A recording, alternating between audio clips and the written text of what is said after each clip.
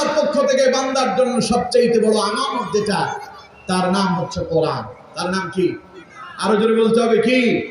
কোরআন থেকে শুনুন, আল্লাহ পাক বলছেন, ইন্না আরাদনাল আমানাতা আলাস সামাওয়াতি ওয়াল আরদ ওয়াল জিবালি ফাআবাইনা আন ইয়াহমিলনাহা ওয়া আশফাকনা মিনহা ওয়া হামালাহা ইনসান। চিল্লায়ে পড়েন আল্লাহু আকবার।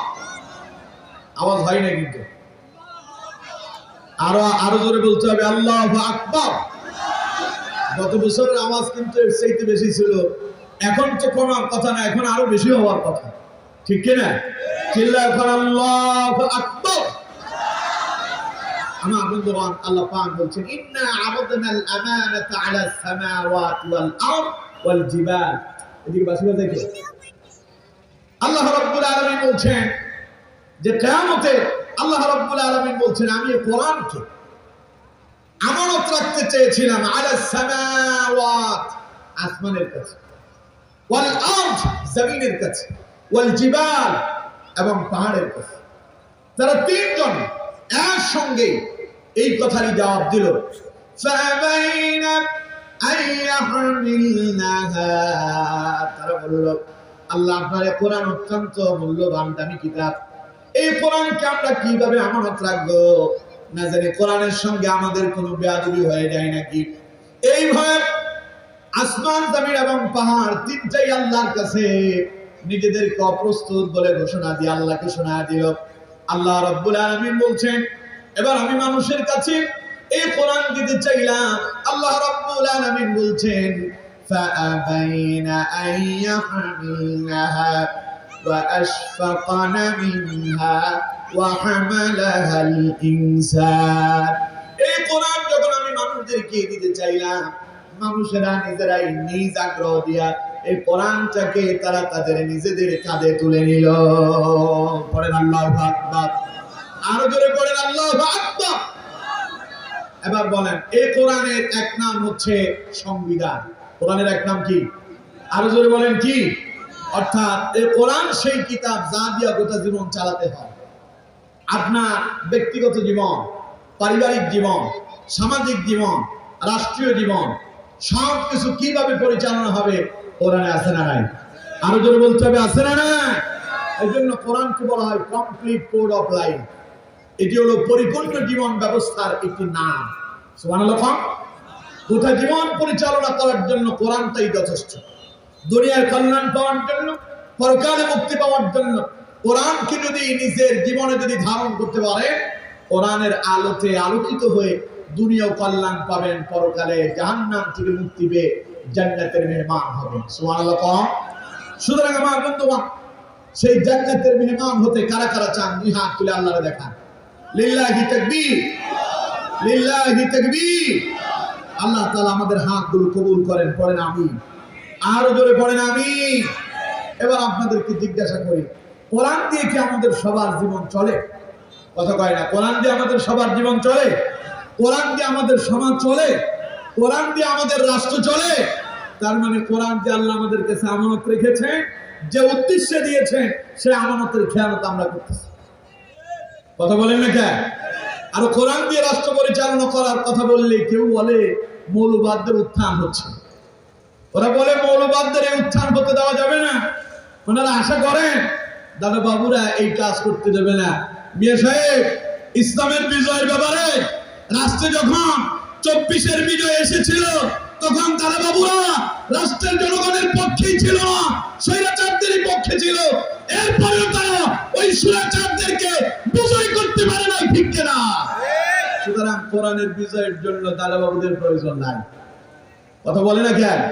কোরআনের বিজয়ের জন্য কার সাহায্যের প্রয়োজন? চিল্লায় বলেন কার? আল্লাহ যদি সাহায্য করে, আগামীর বাংলাদেশ যদি কোরআনের হয়, এটা আমাদের কোনো অসুবিধা আছে? জোরে বলতে হবে, কোনো অসুবিধা আছে? তবে আপনি ঘরে বসে দোয়া মুনাজাত করবেন আর বলবেন যে রাষ্ট্র কোরআন দিয়ে সাজুক, চাইলে কিন্তু কাম হবে না। কোরআন দিয়ে রাষ্ট্রটারে সাজানোর জন্য নবী করিম সাল্লাল্লাহু আলাইহি ওয়াসাল্লাম তিনি যেমন জিহাদের ময়দানে অস্ত্র ধারণ করেছেন, এবং নবী করিম সাল্লাল্লাহু আলাইহি ওয়াসাল্লাম যেমন কোরআনের আদর্শ বাস্তবায়ন করার জন্য নবী করিম সাল্লাল্লাহু আলাইহি সাল্লাম যেমন রাজপথে এসেছে, ঠিক তেমনি ভাবে কোরআনের আদর্শ বাস্তবায়ন করার জন্য আমাদের প্রত্যেককে কাঁধে কাঁধ মিলায়া, হাতে হাত মিলায়া কোরআনের পক্ষ অবলম্বন করে আমাদের প্রত্যেককে কোরআনের পথেই জীবন পরিচালনা করতে হবে, ঠিক কিনা? তা যদি আমরা করতে পারি, নিজেও কোরআনের আলোতে আলোকিত হতে পারবো, সমাজকে কোরআনের আলোতে আলোকিত করতে পারবো, রাষ্ট্র কোরআনের আলোতে আলোকিত হবে। সব জায়গায় যদি কোরআন দিয়ে চলে, আমানতের সংরক্ষণ হবে। আর যদি সব জায়গায় যদি কোরআন দিয়ে না চলে, বুঝতে হবে আমানতের খেয়ানত হচ্ছে। আর আমানতের খেয়ানত যদি হয়, নবী করিম সাল্লাল্লাহু আলাইহি ওয়াসাল্লাম বলছেন, ওয়াল আমানাতু মাগনামা, কিয়ামতের আরেকটি আলামত হলো কিয়ামতের আগে আমানতের খেয়ানত হবে। এখন আপনাদেরকে প্রশ্ন করি, আমার দেশে আমানতের সংরক্ষণ বেশি হচ্ছে না খেয়ানত বেশি হচ্ছে? সবাই বলেন নাই তো, আমানতের সংরক্ষণ বেশি হচ্ছে না খেয়ানত বেশি হচ্ছে? তার মানে বুঝে নেন কিয়ামত অনেক দূরে না, খুব সন্নিকটে। কয়টা গেল? সবাই বলেন কয়টা? 3 নাম্বার শুনুন, নবী করিম সাল্লাল্লাহু আলাইহি সাল্লাম বলছেন কিয়ামতের আরেকটি আলামত হলো ওয়াজ-যাকাতু মাগরামা। কিয়ামতের আগে আরেকটি আলামত দেখা দেবে, লোকেরা যাকাত আদায় করবেই না, বরং যাকাতকে তারা জরিমানা মনে করবে। মনে করবে আমার পয়সা, আমার টাকা আমি কেন দান করব? আমার মনে চাইলে আমি দেব, কেন আমি শতকরা 2.5% হারে আমি কেন যাকাত দিতে যাব? এটা তো আমার উপরে জোর জবরদস্তি করা হচ্ছে। সুতরাং লোকেরা যখন যাকাত দেওয়ার ব্যাপারে কৃপণতা করবে, যাকাতকে যখন অস্বীকার করবে, নবী করিম সাল্লাল্লাহু আলাইহি সাল্লাম বলেন অপেক্ষা করো, তখন কিয়ামত তোমাদের খুব সন্নিকটে এসে যাবে। কথা কার? আল্লাহ রাসূলের কথা কার? আরো জোরে বলতে হবে, কথা কার? এখন আমার দেশে যাকাত কি সঠিকভাবে আদায় হয়? সবাই বলতে হবে, যাকাত সঠিকভাবে আদায় হয়? যাকাত দেয় শাড়ি দিয়া, লুঙ্গি দিয়া। এমন এক শাড়ি দেওয়া হয়েছে, যেই শাড়ি যদি তার বউরে দেয়, যেই লোকের শাড়ি দিয়া যাকাত দিল, ওর বউ বলবে যে এটা দিয়া তো আমি আমার ঘরে নেকড়ার কাজ অর্থাৎ সালার কাজও করি না, ঠিক না? ফেনীর ভাষায় কয় সালাতে না, কোনটা না? সালাতে না, যেটা দিয়া হাড়ি বাতিল ঘরে। বউ বলবে এই দিয়া তো আমার হাড়ি বাতিল আমি ধরি না, এমন শাড়ি নিয়ে আসছিস, তোর কপালের ছাতার বিনা বউ তার সংসার থিয়া চলে যাবে বাপের বাড়ি, ঠিক কিনা? অথচ আমার দেশে যাকাত দেওয়া হয় এইরকম নিম্নমানের, অল্প পয়সায় কেনা, যে কাপড়ের কোনো মান নেই, এমন কাপড় দিয়ে যাকাত দেয়। বুঝতে হবে এগুলো যখন আমাদের দেশে চলছে, নবী করিম সাল্লাল্লাহু আলাইহি সাল্লাম বলছেন, তাহলে অপেক্ষা করো, কিয়ামত খুব দূরে নয়, বরং কিয়ামত তোমাদের খুব সন্নিকটে। আমার বন্ধুগণ, এবার আপনাদেরকে প্রশ্ন করি, আমাদের দেশে যাকাতের সঠিক বন্টন কি আছে? সবাই বলেন, যাকাতের সঠিক বন্টন আছে?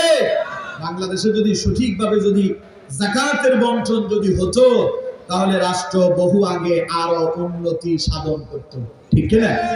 আমার বন্ধুগণ, সুতরাং যাকাতের সঠিক বন্টন নাই, এর দ্বারা বোঝা যায় কিয়ামত খুব দূরে নয়, খুব কাছে এসেছে।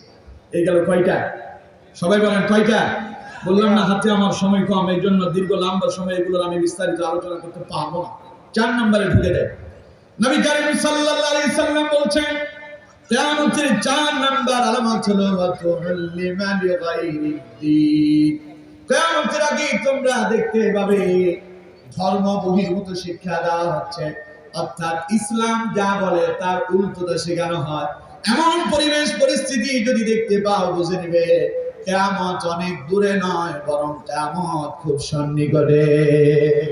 এবার আপনাদেরকে প্রশ্ন করি, আমার বন্ধুগণ, আমাদের দেশে আমাদের সন্তানদের কি গত স্বৈরাচার যারা ক্ষমতায় ছিল, তারা আমাদের সন্তানদেরকে কথা শিক্ষা দিয়েছিল, সমকামিতার মতো জঘন্যতম বেহায়াপনার শিক্ষা দেওয়ার জন্য আমাদের সন্তানদের পাঠ্য বইয়ে তা তুলে ধরা হয়েছিল, ঠিক কিনা? যদি বলেন ঠিক কিনা?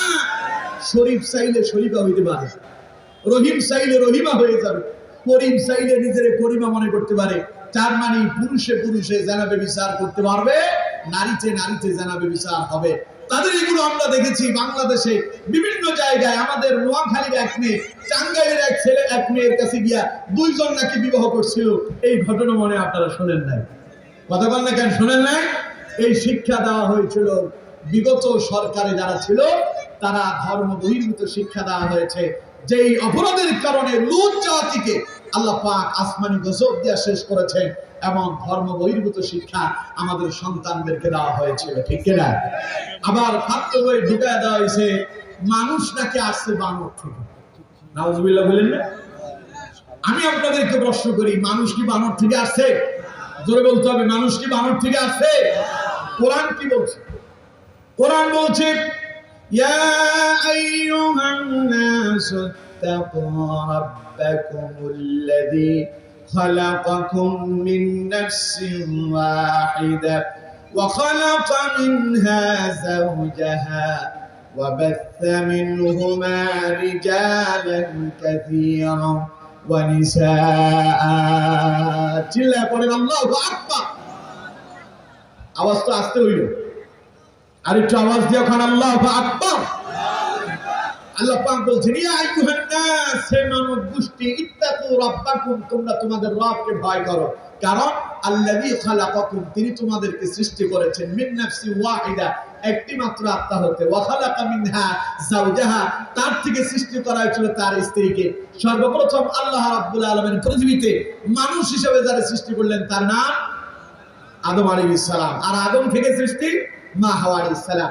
আল্লাহ রাব্বুল আলামিন বলছেন ওয়াবাথা মিনহুমা রিজালান কাসীরান ওয়া নিসাআ, আর তাদের উভয় থেকে আমি অসংখ্য নারী এবং পুরুষকে সৃষ্টি করে तमाम পৃথিবীতে ছড়িয়ে ছিটিয়ে দিয়েছি।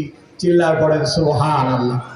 তাহলে এবার কোন আমরা কি বানর থেকে আসছি না আদম থেকে আসছি? সবাই বলতে হবে বানর থেকে না আদম থেকে। তাহলে আমাদের সন্তানদের শিক্ষা বইয়ের ভেতরে পাঠ্যবস্তুকের ভেতরে ঢুকায় দেওয়া হলো, মুসলমানদের সন্তানদেরকে শিক্ষা দেওয়া হচ্ছিল মানুষ নাকি বানর থেকে আসছে। যারা এই কথা বলেছে, আমার তো মনে হয়েছে ও নিজের মানুষই মনে করে না, তার খেয়াল হলো, চরিত্র হলো বানরের মতো, এই জন্য নিজের বানর বলেই স্বীকার করতে, ঠিক না? এই জন্য তাদেরকে বলি, তোমাকে মানুষের সঙ্গে চলাচল মানায় না, তাড়াতাড়ি বন জঙ্গলে চলে যাও, বানররা যেখানে থাকে সেখানে বসবাস করার জন্য তাড়াতাড়ি প্রস্তুতি নাও, ঠিক না? এই শিক্ষা ব্যবস্থা যখন শুরু হবে, নবী করিম সাল্লাল্লাহু আলাইহি সাল্লাম বলছেন অপেক্ষা করো, কিয়ামত খুব দূরে, খুব দূরে, খুব সন্নিকটে। সুতরাং আমার বন্ধুগণ, আগে সকালবেলা ফজরের পরে আমাদের দেশের মক্তবগুলোতে কোরআনের তিলাওয়াত শোনা যেত, বাড়িতে বাড়িতে কোরআনের তিলাওয়াত শোনা যেত, ফজরের পরে বিভিন্ন ঘর থেকে কোরআন তিলাওয়াতের আওয়াজ শোনা যেত। আজ কি আর তা শোনা যায়? সবাই বলতে হবে শোনা যায়। এখন সকাল বেলা শোনা যায় ওই যে মমতাজের গান, আয়ুব বাচ্চুর গান, তারপরে আরো কত হাবিজাবি আছে, ওদের গান দিয়ে সকাল শুরু হয়। ঘুম থেকে উঠলে আমাদের ছেলেরা ফেসবুক না দেখলে সারাদিন আর তার চলেই না, কথা কয় না, ঠিক কিনা? নবী করিম সাল্লাল্লাহু আলাইহি সাল্লাম বলছেন এগুলো যখন চলবে অপেক্ষা করা, ওয়াতুল্লিমা লিগাইরিদ দ্বীন, ধর্মের বহির্ভূত শিক্ষা হচ্ছে ইসলামকে বাদ দিয়ে অন্য জিনিসকে মানুষ চর্চা করবে, ইসলাম বিরোধী জিনিসের চর্চা শুরু হবে, বুঝে নিবে কিয়ামত তোমাদের খুব সন্নিকটে। এখন আমি আপনাদেরকে বলি কিয়ামত দূরে না কাছে? তাহলে এই 4 নাম্বার, এটা তো 4 নাম্বার ছিল নাকি? 4 নাম্বার আলামতটাও আমাদের দেশে গায়েব হয়ে গেল। তার মানে 4টাই শেষ, 5 নাম্বারে আসে। নবী করিম সাল্লাল্লাহু আলাইহি সাল্লাম বলছেন ওয়া আতাআর রাজুলু ইমরাতাহু ওয়া আতাম্মাহু, এখানে 5 এবং 6 দুইটা একসাথে বলতেছি। নবী করিম সাল্লাল্লাহু আলাইহি সাল্লাম বলছেন ওয়া আতাআর রাজুলু ইমরাতাহু, ছেলেরা পুরুষেরা তার স্ত্রীর অনুগত হয়ে যাবে, ওয়া আতাম্মাহু, মা তার জন্য পর হয়ে যাবে। স্ত্রী যা বলবে তাই ঠিক, মা যা বলবে সব ভুল। এই জাতের পরিস্থিতিতে আমাদের দাগন ভূয়া নাই, শীতল করে নাই। বউ যদি বলে এখন বসে থাকো, উনি বসে থাকবে। বউ বলবে এখন তোমাকে চাকরিতে যাওয়ার দরকার নাই, আজকে অফিসে যাওয়ার দরকার নাই, চলো আমরা দুইজন বের হব, আমরা মুসাফিরে গিয়া কিছু সময় ডেটিং করব। আর অফিসে ফোন দিয়া বসকে বলে দাও যে তুমি অসুস্থ, আজকে তুমি অফিসে যেতে পারবা না। বউ যা কয় স্বামীও তাই করে, এমন পরিবেশ পরিস্থিতি আমাদের দেশে আছে না নাই? আর অন্যদিকে মা যা কয় সবগুলো তার কাছে বিষের মতো মনে হয়। মা হয়েছে পর, বউ হয়েছে আপন। মা হয়েছে বুড়ি, বউ হয়েছে জান পাখি। ঠিক কিনা? বউরে ডাকে সোনা পাখি, ময়না পাখি, জান পাখি, টিয়া পাখি, হায় রে হায় কত কি, যার কোনো শেষ নাই। বলেন ডাকেন, ডাকেতে মহব্বত আছে, কোনো অসুবিধা নাই। কিন্তু মারে ডাকে বুড়ি, শাশুড়িরে ডাকে আম্মু জান। ঠিক কিনা? জোরে বলেন ঠিক কিনা? শাশুড়িরে আম্মু জান বলেন, তাতে আমার কোনো অসুবিধা নাই। বউরে জান পাখি, পরাণ পাখি, যা মনে চাই তা বলেন, ওতে মহব্বত বাড়বে, কোনো অসুবিধা নাই। কিন্তু মাকে যদি দূরে ঠেলে দেন, অপেক্ষা করেন, জাহান্নাম আপনার জন্য অপেক্ষমান। কথা বলেন ঠিক কিনা? আরো জোরে বলতে হবে ঠিক কিনা? এখন মা থেকে বৃদ্ধাশ্রমে, আর বউ থাকে এসির নিচে। মা বাবার নামে ব্যাংক অ্যাকাউন্টে কোনো টাকা আসে না, বউয়ের নামে তিনি অ্যাকাউন্ট খুলছে। কারণ বউ কয়, তোমার মা বাবার অ্যাকাউন্টে যদি টাকা পাঠাও, তাহলে তুমি এসে দেখবা কিছুই নাই। আমার বিশ্বাস করো, আমার নামে অ্যাকাউন্টটা খুলে দাও। বউকে বিশ্বাস করে বউয়ের নামে যখন অ্যাকাউন্ট খুলছে, আসার আগে বউ আরেকজনের সঙ্গে ভাগছে। এরকম ঘটনা আছে না নাই? আমাদের আজকের মাহফিলে তো মায়েরা শুনতেছেন আমাদের আলোচনা নাকি? পাশে মহিলাদের প্যান্ডেল আছে না? আমার মিসেসও সেখানে আছে। পড়েন আলহামদুলিল্লাহ। মিসেস বলে যে আপনি মাহফিলে যান, আমারও নেন না। আমি বললাম যে আজকে একটু চলে, ও আজকে আপনারও শোনাবো। আমার বন্ধুগণ, সুতরাং অনেক শাশুড়ি এবং বৌমার ভেতরে একটু দূরত্ব আছে না নাই? আরো জোরে বলেন আছে না নাই? শাশুড়ি মাঝে মধ্যে বউদের সাথে এমন কিছু ব্যবহার করে যার কারণে বউয়ের শত্রু হয়ে যায়। ঠিক কিনা? আবার কিছু বৌমা আছে এমন, শাশুড়ির সঙ্গে এমন কিছু ব্যবহার করে যাতে শাশুড়ি তার বিরুদ্ধে যেতে বাধ্য হয়ে যায়। ঠিক কিনা? কারণ ওই যে স্বামী টাকা পাঠালো, ব্যাংক থেকে টাকা উঠাতে যায়, তিনি আর সময় মতো ফিরে আসেন না, সারাদিন চলে যায়, বাড়িতে এলো না। শাশুড়ি জিজ্ঞাসা করে, বৌমা তুমি কোথায় গেছো? কই ব্যাংকে গেলাম। তো এত সময় কেন লাগলো? তো আজকে ব্যাংকে বিশাল জ্যাম, তো তাই একটু সময় বেশি লাগছে। আসলে কিন্তু ঘটনা তা ছিল না।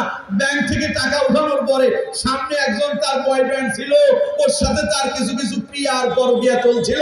পরকিয়া করতে করতে দুইজন মিলে একসাথে পরকিয়ায় লিপ্ত হয়ে দাগন ভুঁইয়া ছেড়ে সেখান থেকে ফেরিতে গিয়া আড্ডায় আর মদনায় বসে দিল। ঠিক কিনা? এখন শাশুড়ি জিজ্ঞাসা করছে, আর শাশুড়ি হয়ে গেল তার শত্রু। ঠিক কিনা? আরো জোরে বলেন ঠিক কিনা? আবার কিছু কিছু শাশুড়ি আছে এমন, নিজের মেয়েদেরকে মনে করে যে খুব আপন। নিজের মেয়ের হাত থেকে একটা গ্লাস পড়ে ভেঙে গেল, তখন মেয়ে আফসোস করতেছে, হায় রে হায়, আমার হাত থেকে গ্লাসটা পড়ে ভেঙে গেল। এই কথা বলে যখন আফসোস করে, মা তখন সান্ত্বনা দিয়ে বলে, আরে এত টেনশন করিস কেন, তোর ভাইয়ের কি পয়সার অভাব আছে? একটা ভাঙলে আরেকটা আসবে, কোনো অসুবিধা নাই। একই গ্লাস যখন বউয়ের হাত থেকে পড়ে ভাঙে, বৌমার হাত থেকে পড়ে ভাঙছে, তখন শাশুড়ি এসে বৌমারে বলতেছে, দেখা চলতে পারিস না, তোর বাপের টাকা দিয়ে আনছিস নাকি? তোর বাপ কয়টা গ্লাস কিনে দিছে? ঠিক কিনা? এখন বৌমা তখন চিন্তা করে, মা আমার এই ভাষা ব্যবহার করলো কে? তখন দুইজনের ভেতরে শত্রুতা এসে যায়। বউ এবং শাশুড়ি এখানে যারা আছেন, আপনাদেরকে বলছি, আপনার মেয়ে যেমন আপনার কাছে আপন, আপনার বৌমাও আপনার কাছে তেমনই আপন। নিজের মেয়েটারে যেইভাবে ভালোবাসে, বৌমাকেও সেইভাবেই ভালোবাসে। দেখবে আপনাদের ভেতরে মা এবং সন্তানের মতো সম্পর্ক গড়ে উঠবে। শাশুড়ি আর বৌমার ভেতরে কোনো ঝগড়া বিভেদ থাকবে না। ঠিক কিনা? জোরে বলেন ঠিক কিনা? খালি একটু বুঝাশোনার দূরত্ব, আর কি। বুঝাশোনাটা ঠিক হয়ে গেলে সব পরিবার ঠিক হয়ে যায়। সুতরাং আমার বন্ধুগণ, বলছিলাম নবী করিম সাল্লাল্লাহু আলাইহি সাল্লাম বলছেন, ওয়া আতাআ আর-রাজুলু ইমরাআতাহু ওয়া আক্কা উম্মাহু।